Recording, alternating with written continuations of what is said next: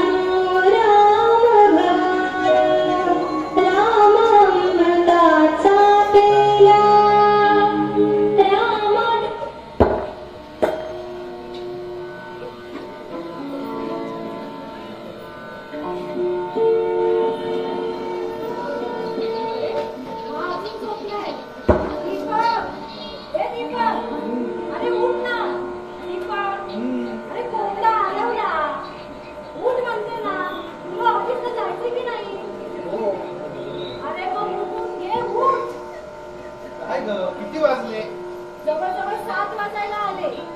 सात आई ग काय बोलायचं आपल्याला? दीपक, अरे उठ ना. दीपक, आता उठ. बेटा अजून आपण आंघोळ झाली तुला. अगं काय सांगते काय सांगते? तुला ऑफिसला जायचंय की नाही रे? हो नको उठून घे. मी कॉलगेट घेऊन येते.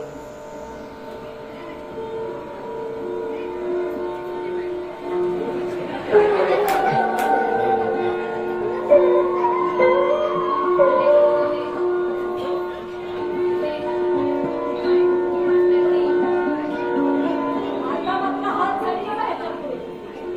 दीपक, ए दीपक, अरे उठ ना. उठ, एकदम हातात पण नाही जात. अगं काय कोण आहेस ती कोण आहेस का? तुला कोण दिसते? हा? तुला नाकात दोन असेल ना, तेव्हा पाहायची कशी बरे ना? आधी तुझ्यामध्ये बघायचं. नाका अजिबात पाहायची नाही. अगं अरे, सूर्याची किरणे डोक्यावर लोळत येईपर्यंत अंतरात लोळत राहणारी सूर्यवंशी ना तुम्ही. अगं काय सुंदर स्वप्न पडलं होतं पण तुझ्या कलकलाटीनं भंग पावलं हा, माझी कल्पना. विश्वविख्यात तपस्या त्या बेनकेने भंग केली. तुला तेही नव्हतं रागवले, जेवढा तू माझ्यावर रागवतोय. मग हे काय लावलंय सारखं आपलं उठ उठ उठ उठ काय ग ज्योती तुमच्या बायकांचा जन्म आम्हा पुरुषांना उठवायला झाला की काय नाही, कायमचं झोपायलाच म्हणणार. पण मला आधी सांग, तुला ऑफिसला जायचंय की नाही? हो ग अरे मग उठून घे ना. अगं अरे उठतोयस ना. हो हो अगं, पण जरा वहीच नाही इकडे असं काय करतोय? मला कामं पडली की नाही जा. तर जा मी पण इकडे उठत नाही याला जायचं ऑफिसला आणि हा माझ्यावर बोलतो.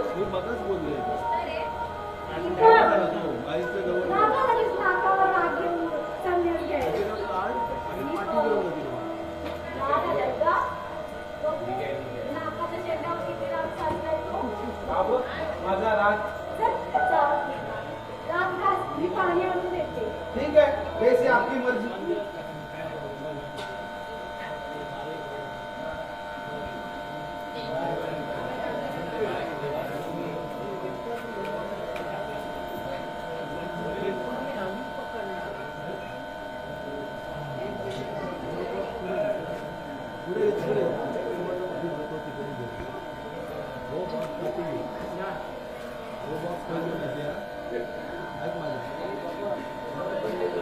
हे घे. धर.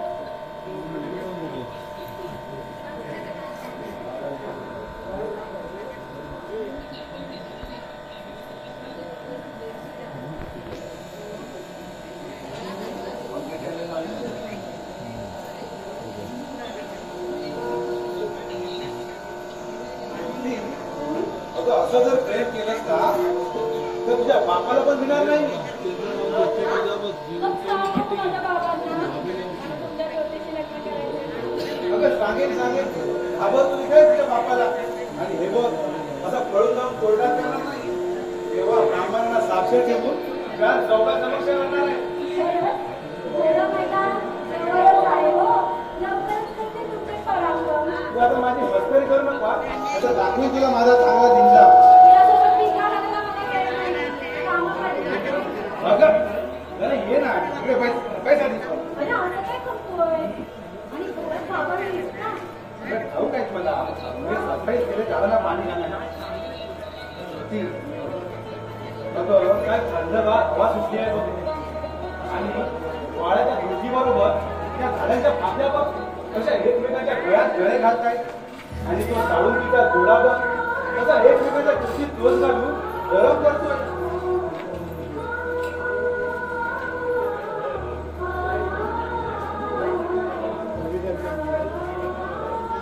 जा आता चहा घेऊन ये आणते.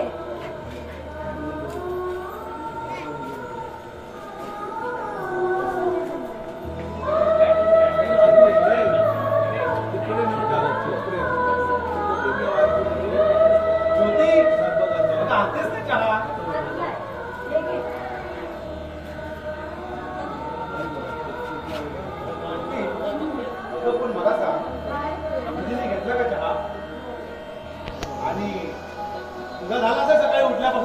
वेळा तर मला 4-5 वेळा नाही जमला. दिवसभर चहाची किटली तोंडाला लावूनच बसलेले असते ना मी. अगं बाईस गेली की.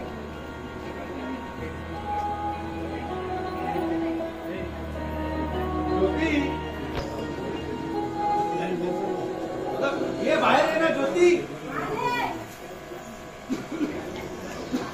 अगं जरा बसशील की नाही बैस ना त्याला. मला काम आहे हो, तुमच्या तंद्री कमी नाही. बोला. आणि मला सांग काय? बाबा कुठे गेले? तुझी झोप झाली आहे ना? बाबा सकाळी नाही का पाणी ओतायला गेले झाडांना? अगं ठाऊक आहे मला मग? दाराला पाणी घालता येते. हो मग? आणि मला सांग अगं बघ सकाळ काही थंडगार हवा पडली आहे आणि वाऱ्याच्या झुळकी बरोबर त्या फांद्या बघ कशा एकमेकांच्या गळ्यात गळे घालतायत आणि तो साळुंकीचा जोडा बघ कसा एकमेकांना चोची चोच घालून गरम करतोय. नाहीतर तू आहेस हा दुधाचा गरम चहा पाजून गरम करतेस. राहू दे. हे बघ, आंघोळीचं पाणी केव्हाचं गरम करायला ठेवलंय ना, ते आधी बघ. घ्या, चहा घ्या. अगं तो तर मी घेईनच ग पण अशा वेळी एकमेकांना चिपटून बसायला अगं गाडी बोलायला प्रेमाचे रंग उधळायला वातावरण किती छान आहे बघ. आणि म्हणे मला घरात काम आहे अरसिक. हा, अजून तुम्ही आपल्यावर असेल. एवढंच वाटतंय ना, तर आज स्वतःसाठी चहा आणली आणि तिला शिकव प्रेमाची चाली करायला. अगं शोधली असती पण काय करणार तुझी सर येणार नाही ना. राहू द्या हो, राहू द्या.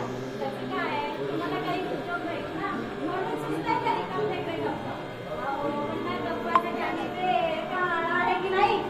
अगं पण प्रत्येकाच्या कुसाकोटींना वेळ काळाचं बंधन नसतं. अरे, असं काय करतोय? बरं आहेस ना? वेळ बिळ लागलाय ना? वेळ अगं वेळच लागलंय मला तुझ्या प्रेमाचं. ज्योती अगं तुला आठवतं तिने संध्याकाळी आपण शाळा सुटल्यावर करवंद खायला गंगा टेकडीवर गेलो होतो आणि करवंद खाता खाता अगं एक भावळीचा कांदा तुझ्या पायात घुसला. तू मला बोलवलंस. मी तुझ्या डोळ्याकडे पाहिलं. बंद पापणीच्या ओघळींमधून 2 काळी बोर करवंद पडल्याचा मला भास झाला. तू घुसून रडू लागली. मग मी तो काटा काढला.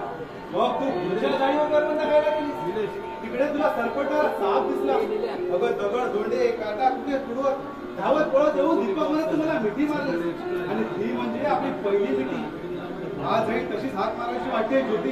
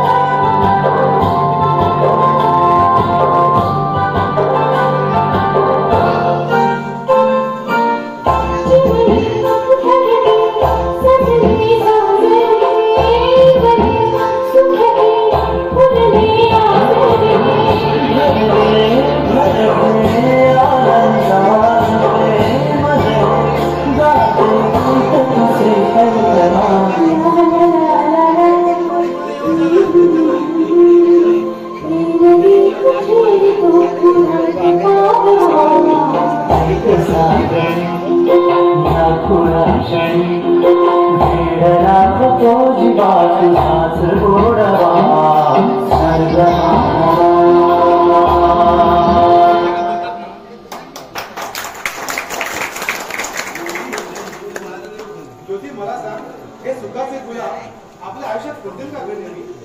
का रे? अशी शंका का आली तुझ्या मनात? ईश्वर ना दोन प्रेमिकांमध्ये कधीच अंतर निर्माण करत नसतो.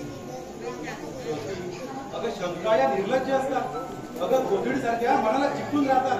किती वेळा काढून टाकल्या तरी परत येऊन चिकटतात. आणि मग वाटतं अगं एवढी सुंदर तू, लक्ष्मी पुत्राच्या घरची शोभा वाढवण्याची तुझी योग्यता या 18 दारिद्र्यात हा किती दिवस धरणार? अगं मी तुला सुखी ठेवण्यात अपुरी तर पडणार नाही ना?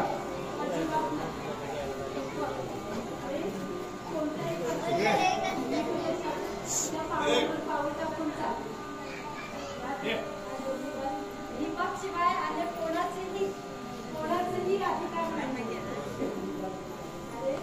युगायुगे चालत आलेलं दीपक ज्योतीच्या प्रेमाचं नातं आता मी अमर करणार आहे आपल्या प्रेमाने. ज्योती, मला तुझी साथ हवी आहे. या संसाराचा रंग कळायला मला तुझ्या सोबतीची गरज आहे. आणि हे बघ, आज आपण रात्री जेवण आटोपलं ना की मी तुझ्या बाबाकडे आपल्या लग्नाचा विषय काढणार आहे. पण हा, तू पण साथ द्यायला विचार मला. हो ते ना, मी तुला सांगू का, बाबांना आपल्या लग्नाला नक्की संमती देतील. अरे येणारे जाणारे शेजारे पाजारे सगळ्यांजवळ की नाही ते फक्त तुझीच स्तुती करत असतात. त्यांना तू फार आवडतोस ना. होणारा जावई म्हटलं तर त्यांना काय बाबा सांगायलाच नको. ए, तू माझी धक्का करू नकोस हा. नाहीतर शेवटी शेंडी तुझी माझ्या हातात आहे, लक्षात ठेव. हो का, सापडे तेव्हा सापडेला. राजे आंघोळीचं पाणी केव्हाचं गरम करायला ठेवलंय. त्या आंघोळ करा आणि ऑफिसला जावा. काय म्हणालीस?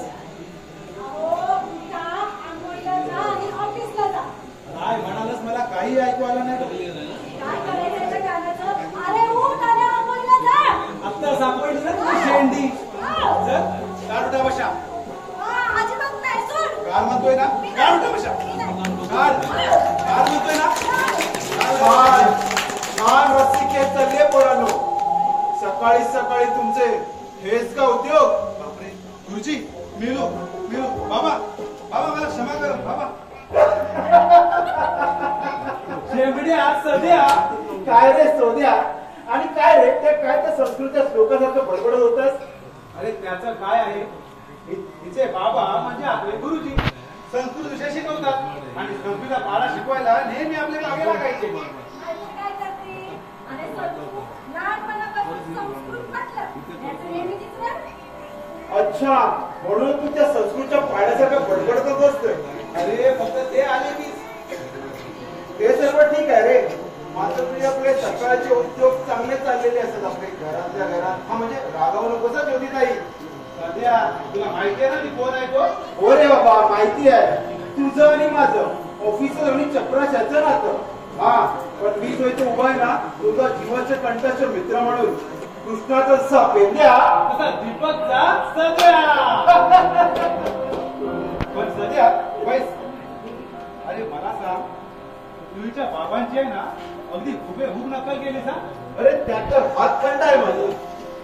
बरं दीपक, तल्लफ आली आहे कसली रे? अरे सिगरेट ओढायची. थंडी आहे ना, थोडा घसा गरम करावा म्हणतोय. परमिशन मिळेल ना? हो, पण ना.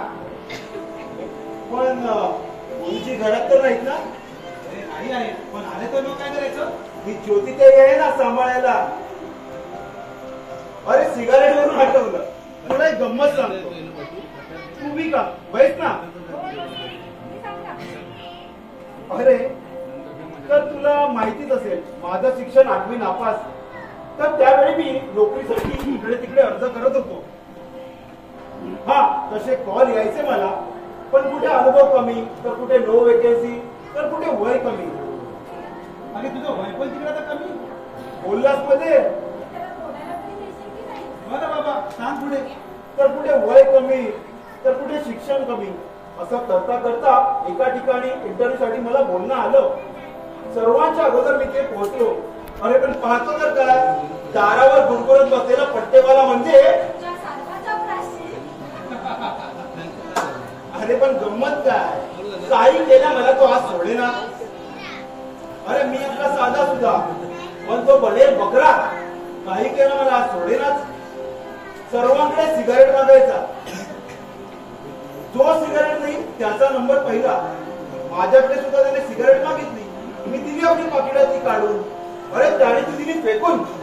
मला काहीच कळेल ना. माझ्या मागचे सगळे सिगारेट देऊन आतमध्ये गेले. मग तू आपल्या तिथेच बसून. अरे ते काय माझ्यासारखी साधी सुद्धा सिगारेट देत नव्हते. ते देत होते 500च्या नोटेची वळालेली सिगारेट.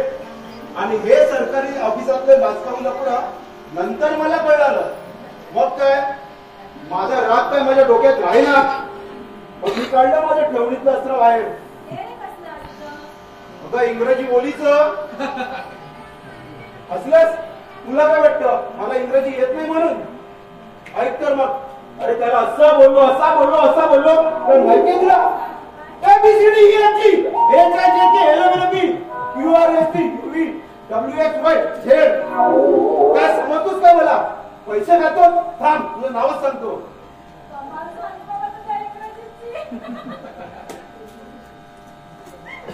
अरे मग त्याने काय उत्तर दिलं? अरे तू काय देणार? त्याला येत कुठे होती इंग्रजी? माझी इंग्रजी कळायला काहीतरी बोलायचं म्हणून आपलं बोललो. व्हॉट आणि तू डोंट टॉक आणि तू गेट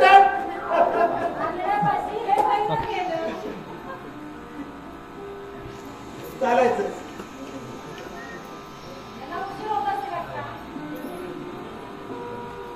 अरे मग काय झालं माहितीये का तुला? त्यानं केलं मला गेट आउट आणि मी झालो गेट इन. पण इथेही माझी गाडी दैवाच्या रुळावर घसरली.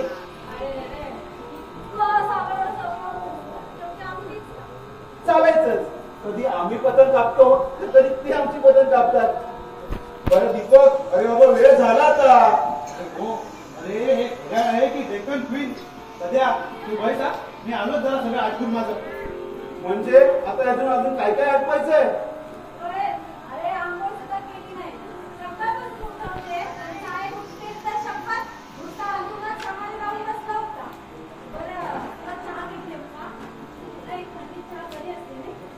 हो तर थंडीचं औषध म्हणजे चहा आणि सिगारेट. पण ज्योती आज सिगारेट का? सॉरी फराळचं पण बघ काहीतरी. ज्योती अगं हे ज्योती अगं काय मारणाचं पाणी गरम करून ठेवलंयस? हो का आता समजलं? अरे चहा आला ना तेव्हा साहेबांना पाणी गरम करायला ठेवलं होतं. पण यांना पाहिजे बसून गप्पा मारायला. तुमच्यासाठी पाणी गरम व्हायचं थोडीच थांबणार आहे. आता बरं लय बोललीस. जा आधी पहिलं विसवण घाल आणि माझी येताना कपडे पण घेऊन ये. आणते. पैस रे सध्या आलो. जा जा लवकर कर आंघोळ.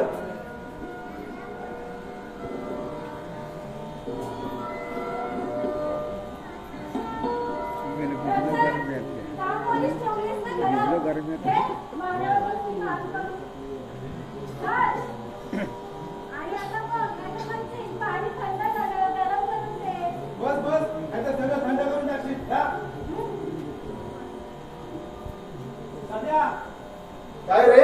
सध्या बोल. अरे आंघोळला ये रे. तुझी आंघोळ.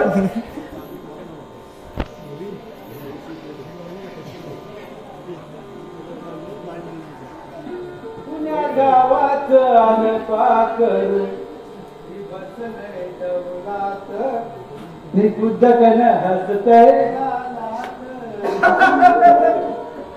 सध्या काय रे? अरे हसलास का रे? छे माझ्या गाण्याला असंच वाटतं. नाही रे बाबा तुझ्या गळ्याला. का रे? काय झालंय माझ्या गळ्याला? अरे तुझ्या सरकारने कशी गाणी म्हणावी? सकाळी सकाळी संस्कृत श्लोक नाहीतर प्रार्थना म्हणावी. आणि काहीच येत नसेल ना तर त्या बालचंद्र पेंढारकरांसारखं आई मला तुझी आठवण येते. नाहीतर गारवाचा मोर्चा आमच्या दरवाजा द्यायच्या.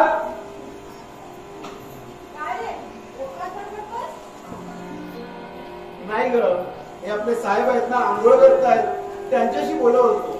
पण काय ग आज झोपेत सुद्धा असाच बडबडत असतो का?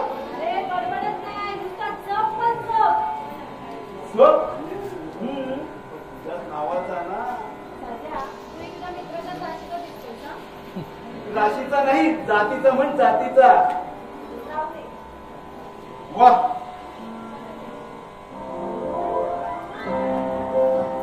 सुंदर छान वंडरफुल लिफ्टन कसं वाटतंय? अरे हळू पी काय तर ठसका लागायचा.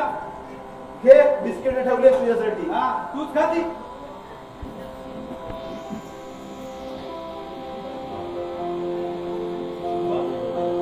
अरे ऑफिसला गेला नाही तू? नाही निघतो आता. तुझा टाइम झाला नाही वाटतं. आणि सगळं अद्याप तू चपळाची. आता आमचे साहेब कधी वर ओढून घेतील तेव्हा घेतील. हो आणि जेवणाचा डबा आण ठेवलाय खाऊन घ्या. हो बाबा चहा तयार आहे आणून देऊ का? अगं भूक फार लागली. न्यायरीच वाट.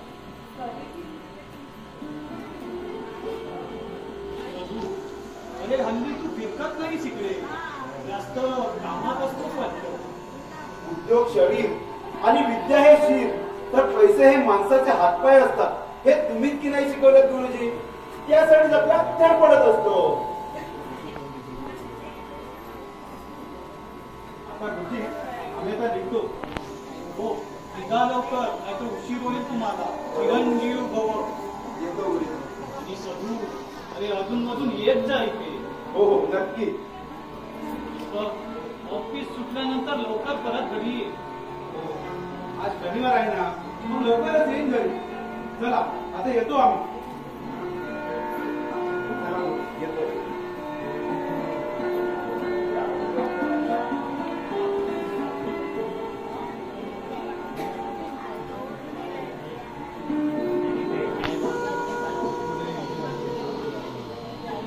वर्षांचा होता तेव्हा जीव देत होता. 8 वर्षांचं रोपट आता 26 वर्षांचं फुललंय, बहरलंय, आनंदानं वाऱ्यावर डोलू लागले. स्वतःचं बरं वाईट कळतंय त्याला. ईश्वरा सद्बुद्धी दे या पामरा. बाबा म्हणायला येतंय ना? हो अगं आबा निघालो. या.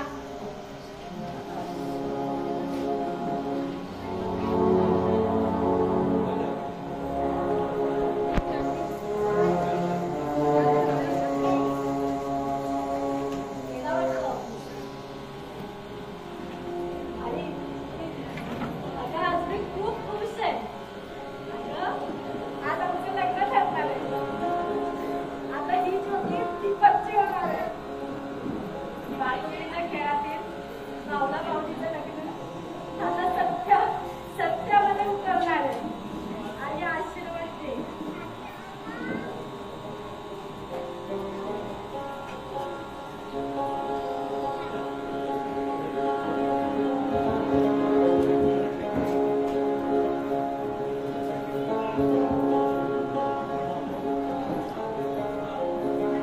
या.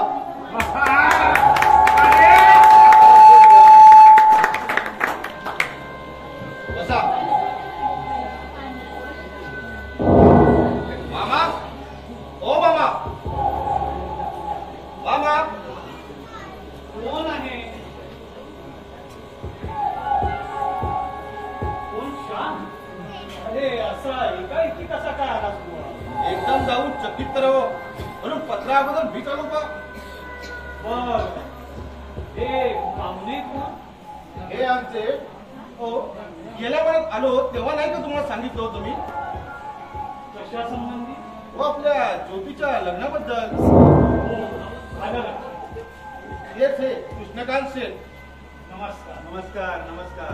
अहो मग आज बसायला चला ना. नको नको, इकडं मोकळ्या हवेत बरं आहे. हो हो आतमध्ये बसून बोलू काय ते? नको, इथं बरं आहे आणि आपल्याला वेळही फार कमी आहे. मामा यांचा पुण्यात मोठा बर्फाचा कारखाना आहे आणि त्याच आईस फॅक्टरीत मी काम पाहतो. हो संबंध महाराष्ट्रात यांच्याच बर्फाची निर्यात होते. हो थोडक्यात सांगायचं तर झाल्या बेवड्याला थंड करण्याचं सामर्थ्य यांच्यापाशी आहे बा. ही अतिशयोक्ती होते बरं का शामराव. आणि हे आमचे मामा लहानपणी आई वडील वारल्यानंतर माझ्या संगोपनाची सारी जबाबदारी यांनी आपल्या शिरावर घेतली. यांनी आमचं शिक्षणही केलं. हो यांच्या धडा घेऊन आम्ही लहानाचे मोठे झालो. आम्ही म्हणजे मी, ज्योती आणि अहो मॅनेजर साहेब, अहो आता मुद्द्यावर या की.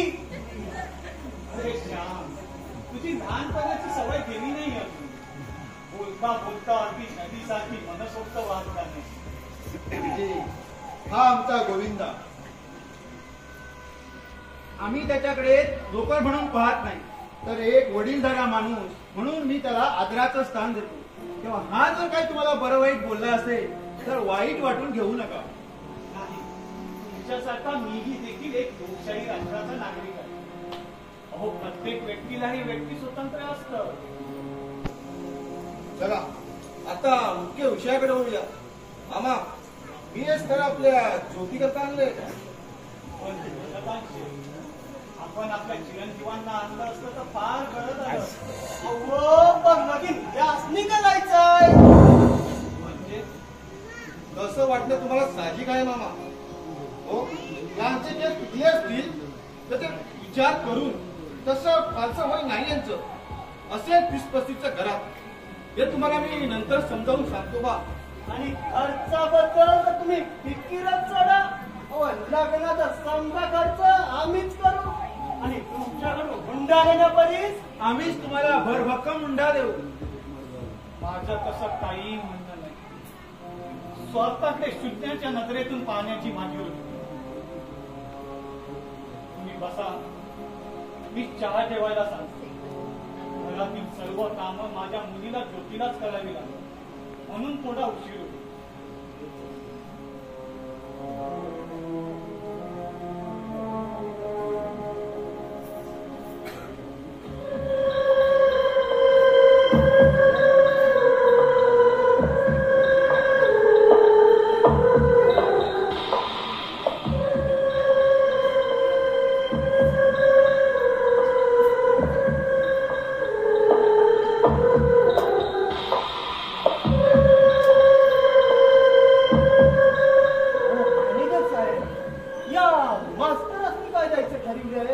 अरे मास्तराला ना एक पाटी आणि एक पेन्सिल म्हणजे मी नाही समजले.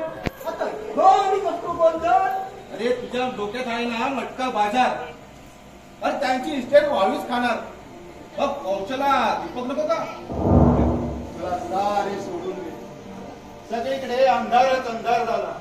त्या अंधारात मी शोधत होतो कोणाच्या तरी आधाराची वाट. तुझा हात हाती आला आणि मी इथं आलो.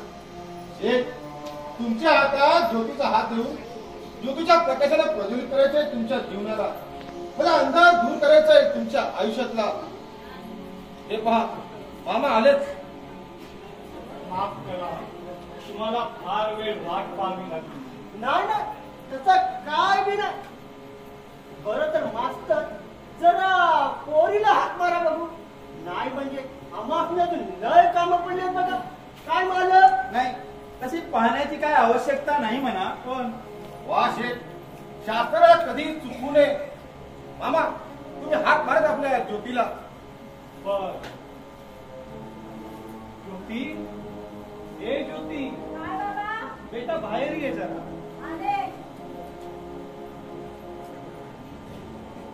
काय हो बाबा? नमस्कार.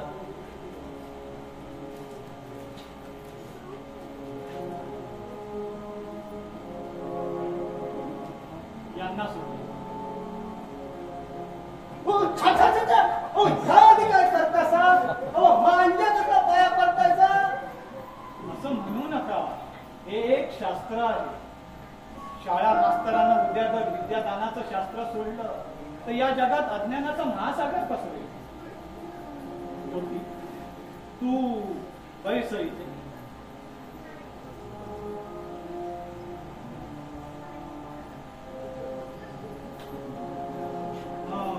विचाराशी. बर, नाव काय तुमचं? ज्योती गणेश मेहते. शिक्षण किती झालंय? 10वी पास आहे. स्वयंपाक वगैरे? पाकशास्त्रात फार पुढे गेली आहे ती. हो, हिच्या आजचे लाडू खाताना मला माझ्या आईची आठवण यायची. पण आता त्याच लाडवाची परतफेड करण्याची वेळ आली आहे खरी. बर, भावंड किती तुम्हाला?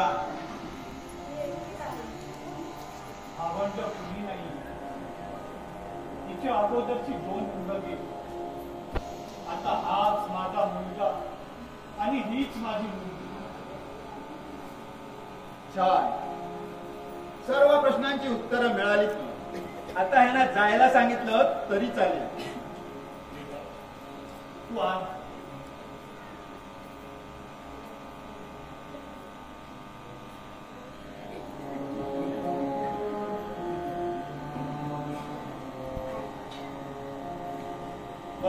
गुरुजी येतो आम्ही. वा वा. अहो असं कुठं झालं आहे का? चहा घेतल्याशिवाय कोणाच जाऊ देणार आहे. तुम्ही बसा, मी चहा घेऊन येतो.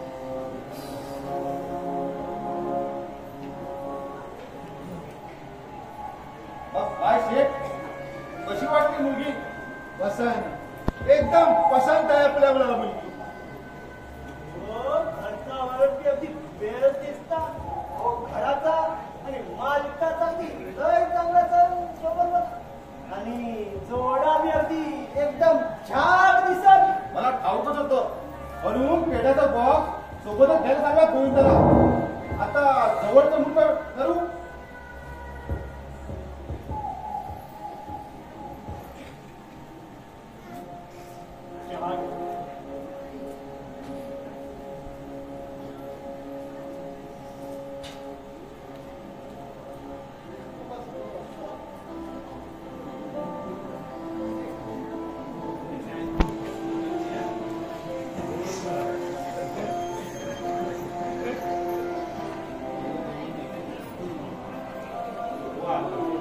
छान केला आहे चहा.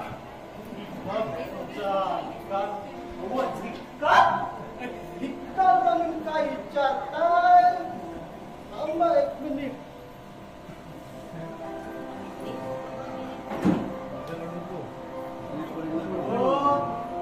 पेढा घ्या आणि कॉल वाढ करा. म्हणजे आमदा कोणी पसंत आहे. मॅनेजर साहेब, तुम्ही बी खा पेढा आणि म्या बी खातो.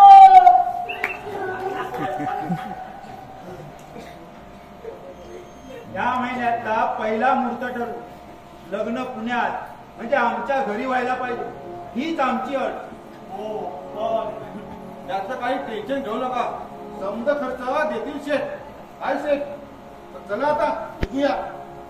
श्याम, अरे तू नंतर गेलास तर नाही सांगणार. चालेल की, आम्ही निघतो पुढे. तुम्ही यांना नीट समजावून सांगा.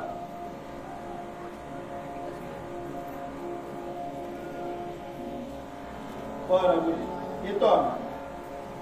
मामा याने आपण मोरेकरांच्या घराकडून सोडून देऊ. हो बर. ज्योती बेटा, अगं चहाचा प्रश्न जरा आवरून ठेव.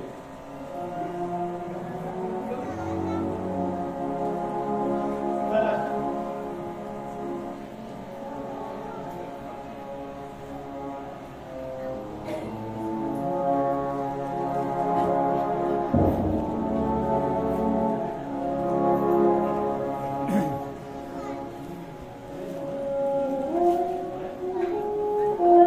दुसऱ्यांची होणार.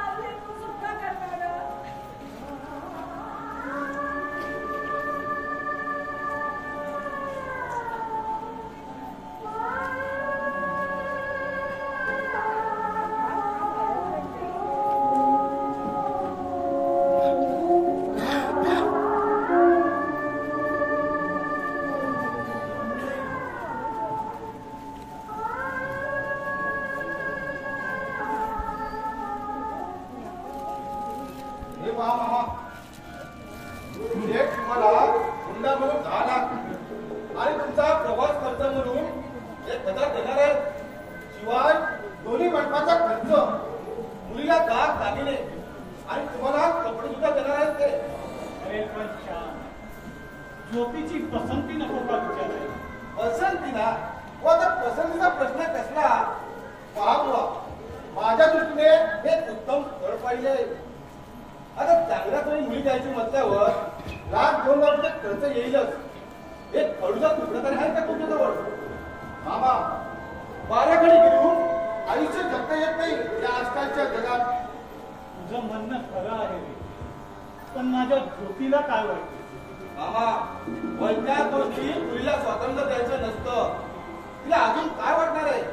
त्याचे केस पांढरे आहेत याबद्दल शंका आहे तुम्हाला? मग त्यात काय एवढं? गोदरेज क्रीम लावली की होतीच पांढऱ्याचे काळे. आता तुम्ही आतमध्ये जा आणि तिची समजूत काढा. काही म्हणजे मामीच्या आजारपणात तुम्ही 1,00,000 रुपये कर्ज घेतलाय. नाव आहे ना तुम्हाला? त्याची आठवण आहे रे मला. मग आता तोच एक मार्ग आहे माझे पैसे परतफेड करण्याचा. येतो मी.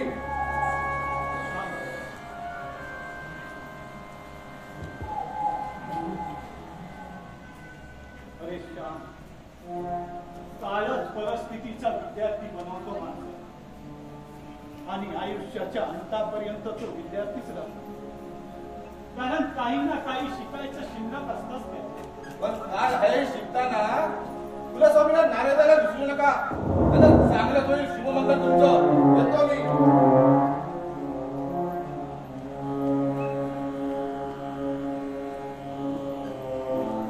काय होणार पोरीच्या लग्नाचं कुणास ठाऊक.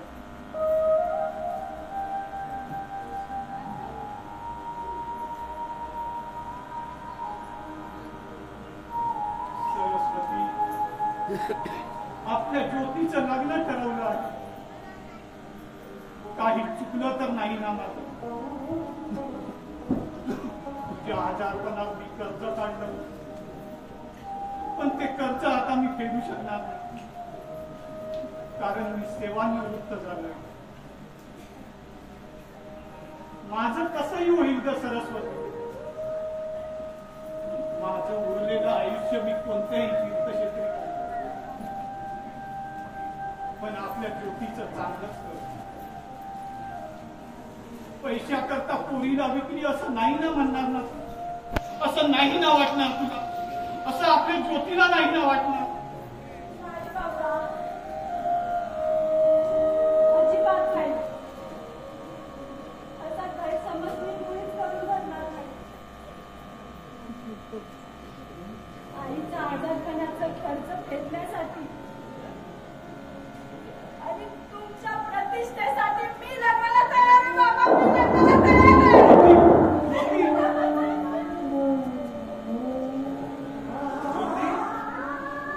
ज्योती, गुरुजी, अहो तुमच्या डोळ्यात पाणी. अरे पाणी, आनंद सुरू आहे. अहो मग मला पण सामील करून घ्या तुमच्या आनंदामध्ये. आपल्या ज्योतीचं लग्न ठरलं आहे. पुण्याचे उद्योगपती आहेत. तोपर्यंत मी गावात जाऊन येतो. हो गुरुजी, गुरुजी, अरे गेलेच आहे. हा काय प्रकार आहे? माझ्या ज्योतीचं लग्न ठरलं ती दुसऱ्याची होणार. या दीपक पासून ज्योती वेगळी होणार. आता सगळीकडे अंधारच अंधार. मायेच्या तेलाने हा दीपक फडफडून विझणार. संपलं, सारं संपलं.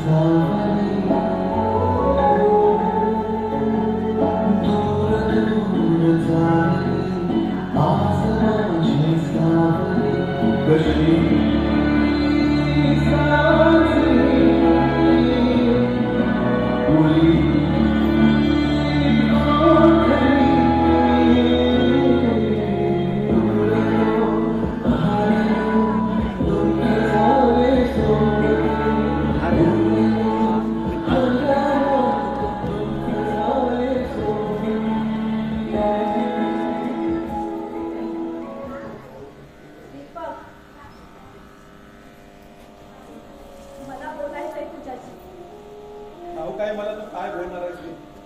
हेच ना की तुझं लग्न ठरलंय दुसऱ्याशी. ज्योती, अगं का ग मला असं मारलं? ज्या आशेच्या सूर्याकडे मी पाहत होतो त्याला ग्रहण लागलं. त्याला कसं काय राहू केतूने गिळलं? ज्योती, तुला का ग मला असं फसवलंस? आईने टाकलेला, बापाने हाकललेला, अगं तू असं लाथडलेला. आता मी कुठे जाऊ? माझ्या मनाचाही विचार कर ना. आता विचार करीतच बसणार आहे या दैवाच्या खेळाचा. ज्योती, अगं का ग असं मला फसवलं? अगं तुला असं मी कोणतं सुख देणार नव्हतो म्हणून तू मला सोडून चाललीस. अगं तुला कसली कमतरता बसली म्हणून तू माझ्यापासून दूर चाललीस. ज्योती, या स्वयंवरात हरवणारा कोण आहे तो नशीबवान?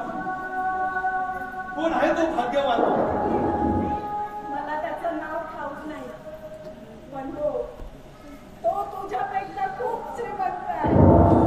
आणि म्हणून त्याच्या श्रीमंतीला भुललीस आणि माझ्यासारख्या गरीबाच्या प्रेमाला लाथ मारलीस. पण ज्योती, अगं प्रेमाची किंमत ही हृदयाच्या मुले मापानच केली जाते, अगं पैशाने नव्हे. ज्योती, मी तुझ्या प्रेमाचा भिकारी होतो. अगं तुझ्या मागे फिरणारा एक तुझ्या प्रेमाचा फकीर होतो. पण तू माझ्या प्रेमाचा लिलाव केलास ग पैशाने. जा जा ज्योती, जाऊन बैस. इथं पैशाने विकत मिळतं पाठीशी गळ्यात घालून बैस जाऊन बाजारात. आणि मग श्रीमंत लोकांची रांग लागेल तुझ्या समोर. अगं पैशाचा ढीग साचेल आणि त्या ढिगाच्या काळात तू दिसेनाशी होशील.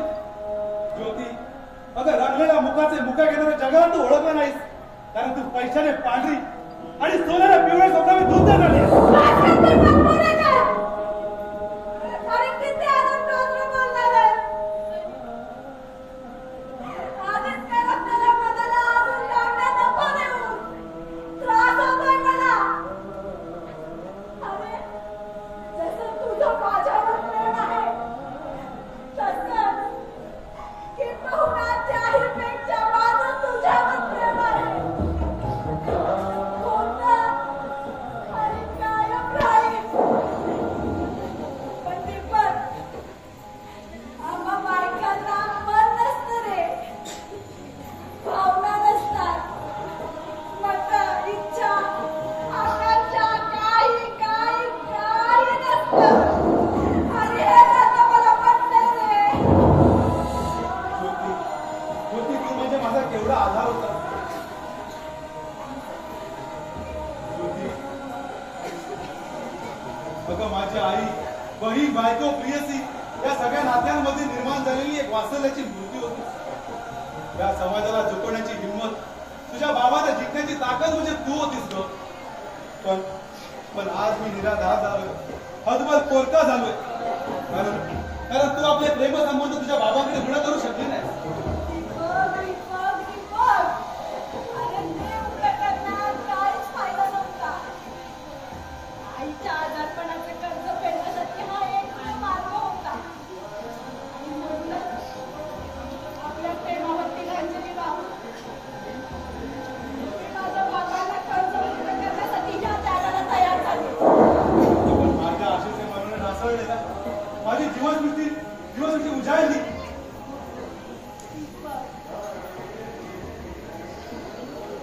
अरे मी ना एकदाच आपलं प्रेम अर्पण करते रे, आणि एकालाच करते. तुझ्या हृदयात तुला अन्य कोणाची प्रतिमा केव्हाच आढळणार नाही. तुझीच आहे रे. पण मला सांग, माझ्याशिवाय माझ्या बाबांना दुसरं कोण आहे?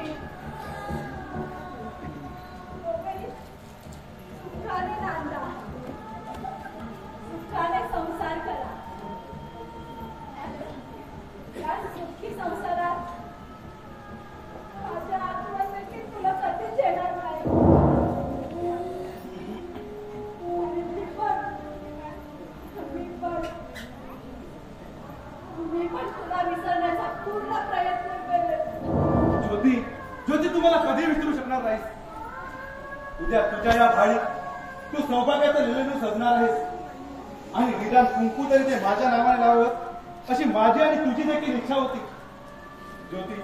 आणि म्हणूनच ही निशाणी मी तुझ्या कपाळी ठेवत आहे ज्योती.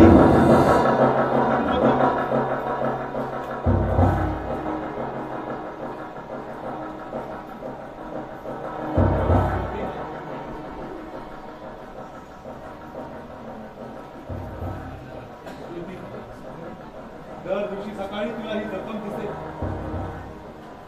तू आंघोळ करून सकाळी आरशासमोर कुंकू लावायला येशील तेव्हा प्रथम तुला माझी आठवण येईल आणि नकळत बोटांवर माझं नाव येईल दीपक.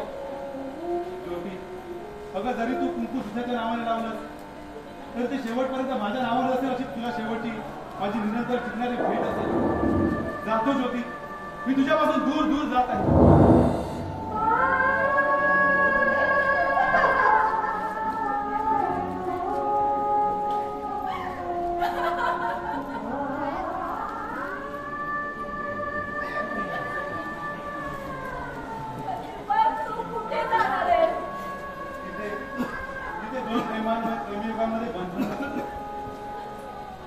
चांदीची भिंत नसते, गरीब श्रीमंतीचा भेदभाव नसतो, अशा क्षितिजा पलीकडच्या जगात जाणार आहे. ज्योती, अगं तू माझी काळजी करू नकोस. 18 वर्षापूर्वी जीव देताना वाचवलंस, जीवन दान दिलंस, चिमण्यासारखा चारा भरून मोठं केलं. अगं आता पंख फुटलेच ग मला. पण आता दुःख मात्र एका गोष्टीच होत आहे, ती माझं आता कोणी उरलं नाही. या जगात जरी मी श्रीमंत झालो तरी मला नेहमी शल्य वाटेल की मी माझ्या ज्योतीला तिथे मिळू शकलो नाही. ज्योती, या जगात राहिलो तर तुझी परतफेड मी नक्की करेन. तुझे आणि गुरुजीचे फार उपकार झालेत का माझ्यावर. या जगात जर असलो तर तुमच्या गोठ्यामध्ये बैलाचा जन्म घेऊन गुरुजी संगोपनाचा जोखड मान्यावर घेऊन त्याची परतफेड करीन. कारण या जन्मी मी गरीब आहे. ज्योती, जातो ज्योती, जातो.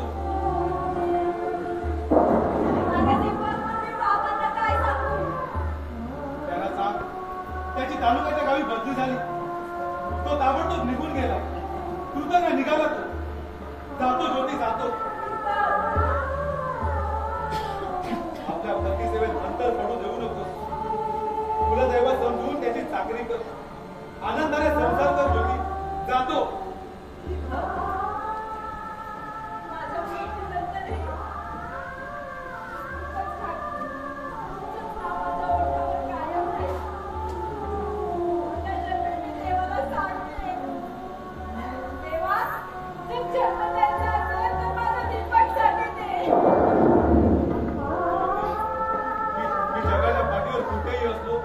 तरी मराला तुझ्या जवळच येईल. अगं हा दैवाचा खेळ आहे, तो निराळाच आहे.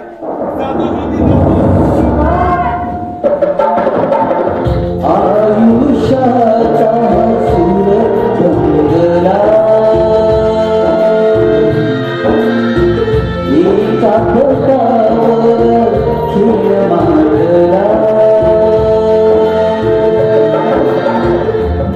आयुष्याचा सूर रंगला एका फटावर खेळ मांडला. व्याकुल झाली लक्ष्मी अधुरात